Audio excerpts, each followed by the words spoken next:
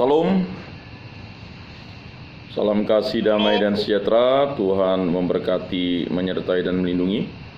Mari kita mulai karya bimbingan, penyuluhan, dan katekese kita ini dengan berdoa. Dalam nama Bapa dan Putra dan Roh Kudus. Amin.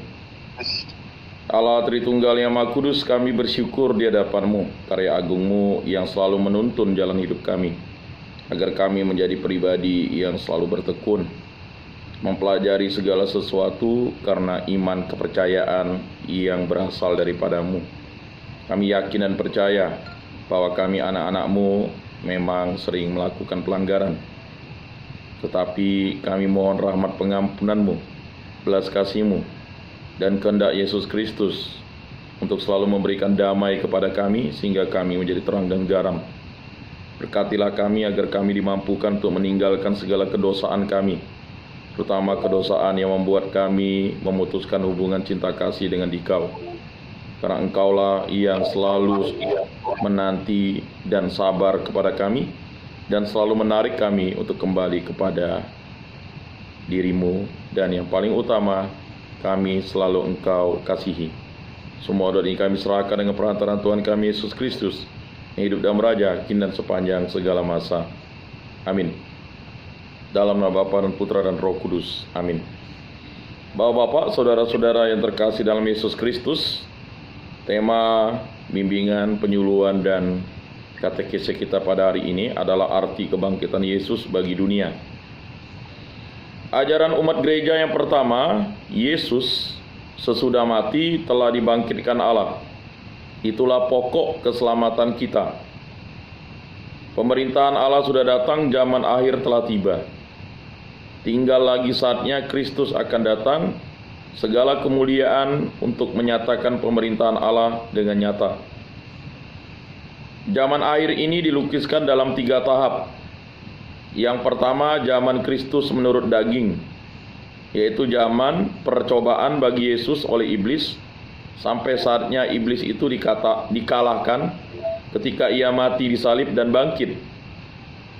Yang kedua, zaman percobaan bagi umat Yesus Kristus, yaitu mulai saat Yesus bangkit sampai saatnya ia datang kembali dengan mulia. Zaman pengadilan Allah terhadap dunia, tetapi masih zaman sadar. Dunia diberi kesempatan untuk memilih Kristus dan menerima bahagia di dalam Kristus. Yang ketiga, hari akhir, parousia Tuhan. Saatnya Kristus akan menyelesaikan pemerintahan Allah di dalam kemuliaan. Pengadilan akhir terhadap iblis dan terhadap dunia yang mengikuti iblis itu. Semuanya itu dalam ajaran rasul-rasul berpusat kepada satu kesaksian. Yesus telah bangkit. Yesus dalam keadaan yang mulia. Dengan kebangkitan Yesus, maka dunia sudah menjadi lain. Umat manusia diselamatkan dan disucikan, karena Kristus yang mulia adalah manusia yang suci dan yang kudus. Karena seorang dari umat kita telah menjadi Adam yang surgawi, maka bagi semua saudara-saudara umatnya, ia menjadi pemimpin menuju kehidupan. Karena seorang dari umat kita menjadi pendukung roh, maka roh itu dapat dijatuhkannya kepada umat saudara-saudaranya. Karena ia menjadi Tuhan perjanjian baru, maka ia berkuasa atas Israel baru. Dalam segala gelar itu ternyatalah bahwa umat manusia diselamatkan sebagai suatu keseluruhan, sebagai eklesia, umat yang dipanggil, yang dikumpulkan di sekelilingnya. Sebab itu dari permulaan Tuhan yang bangkit menjadi pokok ibadat dan pokok ajaran dari umat gereja rasul-rasul. Upacara perjamuan Ekaristi adalah upacara Paskah. Umat sadar akan bahagia yang diberikan kepada dunia oleh Tuhan yang bangkit. Dirayakan keyakinan akan langit baru dan bumi baru yang sudah berdasarkan Kristus Kurios, terutama manusia baru di dalam Kristus. Karena ia pemimpin menuju kehidupan, bukan seperti Adam pertama, melainkan dalam arti yang lebih tinggi sebagai atau tidak tahukah kamu bahwa kita semua yang telah dibaptis dalam Kristus telah dibaptis dalam kematiannya. Surat Rasul Paulus kepada jemaat di Roma bab 6 ayat 3. Maka kita juga harus menjalankan suatu cara hidup yang baru dan jangan menjadi lagi hamba-hamba dosa. Bab 6 ayat 4 sampai 6. Dalam contoh Stefanus martir yang pertama, kita bisa baca di Kisah Para Rasul bab 7 ayat 54 sampai 60. Tampaklah bahwa teladan Yesus itu membantu umat pertama untuk mengikuti jejaknya. Lukisan penderitaan dan pendirian Stefanus adalah sebagai kutipan dari lukisan penderitaan Yesus sendiri. Kita bisa baca di Injil Lukas bab 23 ayat 26 sampai 49. Melakukan tugas dalam iman kepada Bapa dan cinta kasih kepada manusia dengan tidak ingat diri. Lebih dalam, pendirian hati itu diterangkan oleh Santo Paulus menjadi Kristus, berarti berada dalam Kristus yang telah bangkit. Surat Rasul Paulus kepada jemaat di Roma bab 6 ayat 11. Gambaran dari Adam yang surgawi dan yang akhir, dan menyebabkan bahwa Kristus manusia akhir terbentuk dalam diri mereka itu. Roma 8 ayat 10, Efesus 3 ayat 17. Mereka itu meninggalkan manusia yang lama dan menyarungkan manusia baru. 2 Korintus 4 ayat 22 sampai 24. Santo Paulus mengajak supaya mengikuti teladan Kristus. 1 Korintus 11 ayat 1. Menurut suasana hati yang sama dengan Kristus. Filipi 2 ayat 5. Bapak-bapak, saudara-saudara yang terkasih dalam Yesus Kristus, kebangkitan Yesus Kristus menjadi pendorong bagi umat pertama untuk hidup sesuai dengan Yesus Kristus, terutama dalam pandangan umat terhadap sakramen permandian. Dalam sakramen permandian mereka tahu diri akan mati dengan Kristus dan bangkit bersama Kristus. Mati dengan Kristus. Dalam terang itu mereka menerima dengan sadar segala penderitaan dan penganiayaan di dunia. Bangkit bersama Kristus, dalam terang itu mereka hidup dengan harapan baru yang tidak terguncang. Surat pertama Santo Paulus adalah suatu dokumen yang indah dari sikap pendirian itu. Terpujilah Allah dan Bapa dari Tuhan kita Yesus Kristus, yang dalam kerahimannya yang besar, oleh kebangkitan Yesus Kristus dari alam maut, telah melahirkan baru akan kita bagi suatu harapan hidup yang baru. Itulah pokoknya, maka ia mengajak supaya justru dalam percobaan dan penderitaan mereka akan tetap setia dan tahan uji. Bab 1 ayat 3 dan 6. Kebangkitan Yesus Kristus yang hidup dalam kemuliaan adalah dasar iman kepada Allah, dan karena itu pula harapan akan Allah. Sebab itu mereka saling mencintai dengan cinta kasih persaudaraan yang sejati dan murni. Bab 1 ayat 21 sampai 22. Mereka itu adalah orang asing dan orang berpergian.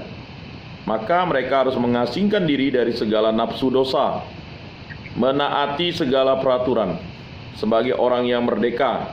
Tetapi sebagai hamba Allah, jangan kemerdekaan menjadi alasan dalih untuk berbuat dosa. Bab 2 ayat 11 dan 16. Jadi bapak-bapak dan saudara-saudara yang terkasih, kalau kita renungkan apa yang disampaikan oleh Rasul Paulus, ini penting. Jangan karena kita sudah dimerdekakan, kita lalu beralasan untuk berbuat dosa. Jadi ini penting bagi orang Kristiani. Setelah dibaptis, lalu dengan alasan kita dibaptis kita berbuat dosa, itu celaka namanya. Ya, kalau kita tidak sadar, sesat, akhirnya kita akan terjerat pada dosa menghujat Roh Kudus. Contoh, ini penting nih kalau yang harus paham. Perselingkuhan. Itu itu kan adalah sesuatu yang menjerat kita. Menjerat. Ya. Dalam gereja Katolik itu sifat perkawinan itu adalah monogami dan tak terceraikan, hanya dipisahkan oleh maut. Lalu kita berselingkuh, kawin adat, membenarkan diri. Dan itu kita selonong ya masuk gereja, terutama yang Katolik. Lalu menerima sakramen Ekaristi. Itu tidak bisa, Pak. Jadi kalau orang Katolik dia melakukan perselingkuhan, dia boleh ke gereja tapi tak boleh menerima sakramen Ekaristi. Ya. Memang sih ada juga yang rindu, ya silakan. Tetapi silakannya itu dia tetap tahu bahwa dia adalah orang berdosa. Karena dia menyandungkan diri pada perselingkuhan. Atau dia tidak berselingkuh tetapi dia jajan, kepelacuran, berzina. Nah, itu juga adalah dosa-dosa yang mematikan hubungan dirinya dengan Allah. Maka terkadang harus dipahami ya, memang sulit melepaskan dosa-dosa, apalagi dosa itu yang berhubungan dengan perzinahan, ya, hawa nafsu, percabulan, ya, kemudian perjudian, ya. Maka dalam setiap malam Paskah itu kan selalu mengikrarkan kembali, bersediakah ya menolak segala bentuk perjudian, kan begitu. Jadi pernah ya ada seorang Kristen, dia bertanya kepada saya, tidak ada dalam kitab suci Tuhan melarang orang berjudi. Wah, celaka 12 nih orang nih ya. Mungkin ayatnya itu sangat tegas sehingga dia lupa tuh. Kita ingat dulu apa yang dilakukan oleh Yesus ketika melihat ya, para orang-orang Yahudi, ahli Taurat, para imam itu, dia menjadikan rumah atau bait suci Allah itu tempat berdagang. Ya, tempat berdagang. Jadi orang kalau mau masuk ke bait suci, mempersembahkan sesuatu, ya, dia menjual barang itu tidak boleh ditawar. Jadi kalau di pasar harganya sekian, tapi kalau dia jual misalnya barang persembahan itu, ya, misalnya penukar koin atau apa, itu bisa 2-3 kali lipat. Dan bukan fokus pada ibadat dia fokus pada transaksi jual beli. Dan ini sering terjadi di kalangan kita, ya, transaksi jual beli itu. Tetapi perumpamaan Yesus juga mengatakan hal kerajaan surga itu ya seperti seorang petani ya yang mendapatkan permata, lalu dia menjual dagangan atau tanahnya itu untuk kembali mengambil permata itu. Atau berbagai macam. Memang memerdekakan diri itu, setelah kita dimerdekakan Kristus itu, memang harus tetap bersama Kristus. Nah, terhadap orang yang menderita dengan tidak adil, teristimewa terhadap budak-budak, ditunjukkannya ajakan, inilah rahmat bagimu menderita kesusahan yang tidak adil karena Allah. Menderita karena perbuatan yang baik. Nah, ini banyak orang Kristen tidak mau ya menderita kesusahan yang tidak adil karena Allah. Maunya itu bertindak yang instan. Ya. Artinya ya melakukan hal-hal curang. Lalu tidak mau menderita karena berbuat baik. Orang yang berbuat baik itu memang ya sering dikucilkan oleh orang-orang yang melakukan hal-hal yang korup. Ya. Kemudian yang berkenan di hati Allah. Jadi sesuatu perbuatan yang baik yang berkenan di hati Allah itu biasanya orang-orang ini dikucilkan. Ngajak orang ke gereja, ngajak orang berdoa, ngajak orang baca kitab suci, ya, ngajak orang pelayanan itu berat. Mengajak orang retret, rekoleksi. Tapi kalau sukses seminar yang ada untungnya, ya ramai, bahkan bayar kemana-mana. Tapi cobalah ngajak orang retret. Ya. Kami komunitas ME Married Encounter itu ngajak orang retret ME itu banyak aja alasannya. Saya sudah ikut lah, ya. Suami tidak sempat lah, istri tak bisa lah. Ya. Tetapi kalau ikut sukses seminar, ikut kegiatan-kegiatan jalan-jalan, hura-hura, yang biayanya mahal, 5-6 juta tidak perhitungan. Tapi untuk kegiatan retret satu orang 500.000 dianggap berat, mahal. Padahal retret dan rekoleksi itu penting, terutama untuk pasutri. Nah, ini terjadi. Dan hal dunia itu selalu mencekram itu. Nggak ada duit lah, nggak ada anggaran lah untuk ke situ. Tapi anggaran untuk membeli handphone baru, anggaran untuk makan-makan di restoran, anggaran untuk menghabiskan, ya kan, pergi misalnya jalan-jalan ada. Tapi untuk anggaran untuk retret rekoleksi itu sulit sekali. Di Bandol itu setiap tahun itu diadakan, ya, retret untuk orang-orang muda. Biayanya itu, ya, kalau dari sini ini 500.000. Ya, 500.000 itu kegiatannya dari Senin sampai Minggu. Luar biasa. Kalau kita nginap saja di penginapan itu satu malam itu paling murah 150. Kalikan misalnya 5 hari sudah berapa? Karena biaya transport dari Pontianak ke Simpang 3 itu 150.000, ya wajar biayanya 500.000 dari Pontianak. Tapi yang ikut itu hanya beberapa orang. Nah, makanya ketika anak saya mau ikut, luar biasa, saya suruh, ya kan, kami biayai, karena kita sudah disubsidi. Tapi ada orang tua, ya udahlah, kita pergi ke Bali saja, ya kan, ke Bali habiskan 10 juta, oke, ya kan, untuk liburan. Tapi untuk retret apa? Susah. Jadi yang ikut itu tidak sampai 1 bis sebenarnya, hanya mungkin ya sekitar 20 orang. Padahal banyak anak-anak Katolik. Ya. Mengapa? Karena support dan subsidi dari orang tua. Padahal itu kegiatan sudah disubsidi. Begitu juga ada kegiatan misalnya, kegiatan pembinaan, retret kepemimpinan untuk orang muda. Ya. Pesertanya terbatas. Ya kan? Lalu ya memang biayanya hanya 300.000 untuk 5 hari 4 malam. 300.000 di Wisma Emmaus. Ya. Padahal semuanya sudah mensubsidi itu. Ya, nah, masih ada juga yang mengatakan biayanya terlalu mahal. Padahal kalau biaya pergi ke Pontianak ke Singkawang itu naik taksi 150, belum ke Nyarungkup. Nah, banyak kegiatan-kegiatan, contoh yang tadi saya sampaikan itu tidak didukung oleh orang tua, karena orang tua hanya memperhitungkan hal dunia, memperhitungkan hawa nafsunya.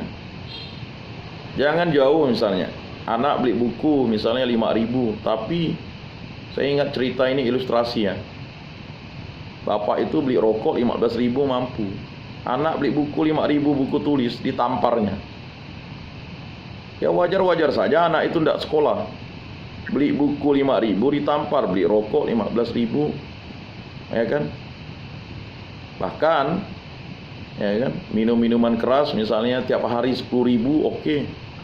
Anak misalnya mau beli pensil 5.000 enggak mau. Nah, mungkin itu hal-hal kecil itu saja kita tidak bisa, ya kan, melawan diri kita untuk tetap berbuat baik.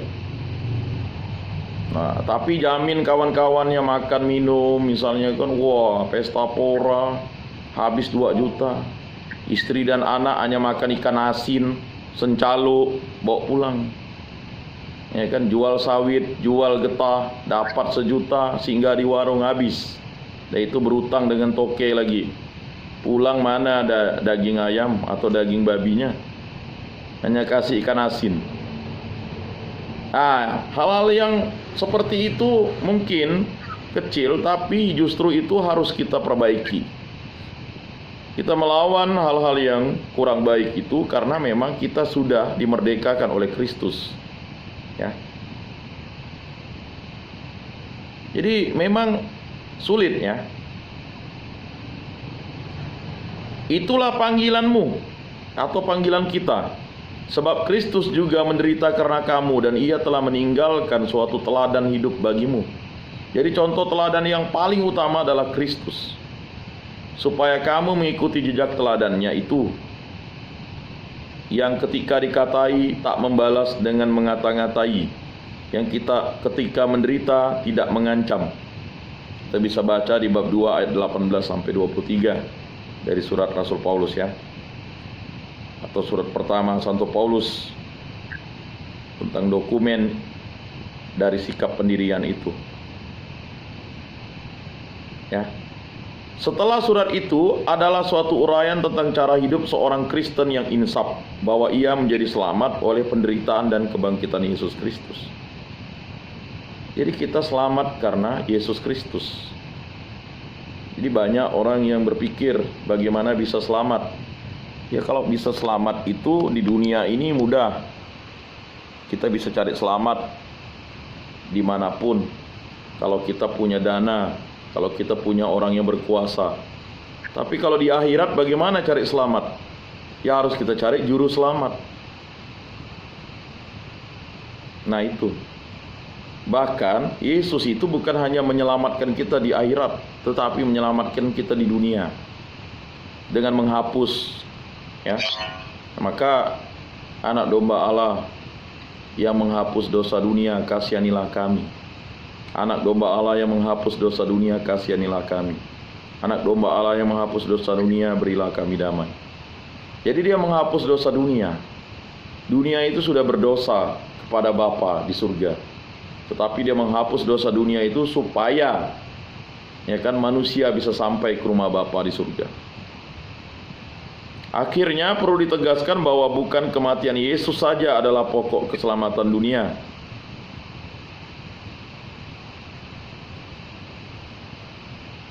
melainkan kematian dengan kebangkitan. Sebab itu Bapa cinta akan daku, sabda Yesus, sebab aku memberikan nyawaku untuk mengambilnya kembali. Injil Yohanes bab 10 ayat 17-18. Tak seorang mengambilnya daripadaku, tetapi aku memberikannya dari diriku sendiri. Aku mempunyai kuasa untuk memberikannya dan untuk mengambilnya kembali. Hanya karena Yesus bangkit, maka ketaatannya sampai mati menyelamatkan kita. Jadi bapak-bapak, saudara-saudara yang terkasih dalam Yesus Kristus, makna kebangkitan Yesus Kristus itu begitu luar biasa bagi kita. Bukan hanya bagi orang Kristiani, tetapi bagi seluruh umat manusia, karena dia menghapus dosa dunia. Yesus telah bangkit dengan badannya, tetapi dengan badannya dalam keadaan yang baru, dalam keadaan yang mulia. Sesudah Yesus bangkit, hubungan dengan alam semesta menjadi material ini tetap ada. Justru karena ia telah manusia yang mempunyai badan, karena ia mempunyai badan dalam keadaan yang mulia, maka hubungannya dengan segala manusia jauh lebih erat. Lebih erat daripada ketika masih dalam keadaan daging. Daripada badan Yesus yang mulia itu bersinarlah kemuliaannya ya, kepada seluruh alam semesta ini. Alam semesta ini dimuliakan dari suatu bagiannya, badan Yesus yang mulia. Malahan badan Yesus yang mulia menjadi pusat dan pokok kemuliaan yang ada di alam semesta ini. Kemuliaan itu masih terlindung bagi kita, tetapi akan menyatakan bagi kita di hari akhir. Sesudah kebangkitan Yesus, maka alam semesta ini berada dari keadaannya sebelum Yesus bangkit.